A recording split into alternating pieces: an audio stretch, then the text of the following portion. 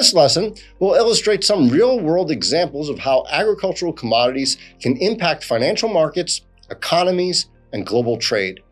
And while there are several additional examples that could be included in this lesson, we've pulled just a few to highlight how these products can pose significant adverse impacts on food consumption, inflation, as well as import-export activity, and more. As we've illustrated, agricultural commodities play an immensely important role not only in the global food supply, but also in broader global economic dynamics, and major events and catalysts can completely upend ecosystems and create dramatic conditions for all involved.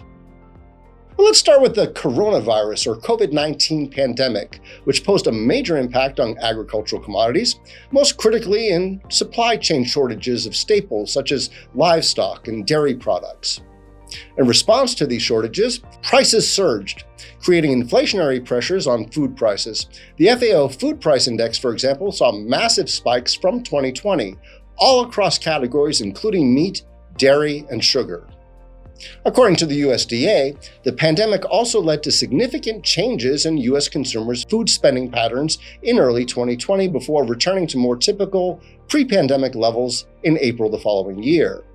In March 2020, for example, efforts to limit the spread of COVID-19 included stay-at-home orders that prompted these changes, where people generally bought more food products for at-home consumption, leading to increased demand for certain agricultural products such as grains and canned goods. In turn, the financial markets reacted by adjusting commodity prices based on supply and demand shifts, and some agricultural commodities experienced increased speculative activity. Meanwhile, changes to certain federal government policies can effectively shift entire global trading practices. Take trade tariffs, for example, which can exert a strong influence in agricultural commodities markets. Consider the US-China trade war that started in 2018, where China, the world's largest importer of soybeans, levied heavy tariffs on US agricultural exports, including those soybeans.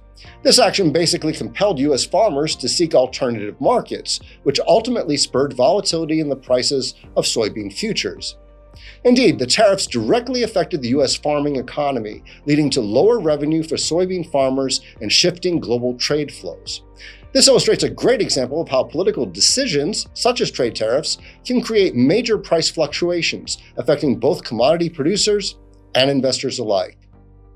In terms of extreme weather risks, the US drought of 2012 affected commodities such as corn, soybeans, and wheat production, which has a considerable impact on the markets as the US is the world's largest producer of these crops. In fact, this was the worst drought to hit the US in 50 years, drastically reducing crop yields.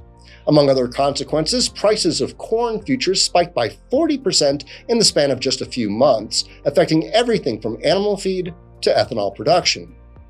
The drought also had an impact on global trade, as other countries like Brazil and Argentina took advantage of the US supply shortfall by increasing exports to try and fill in product needs globally.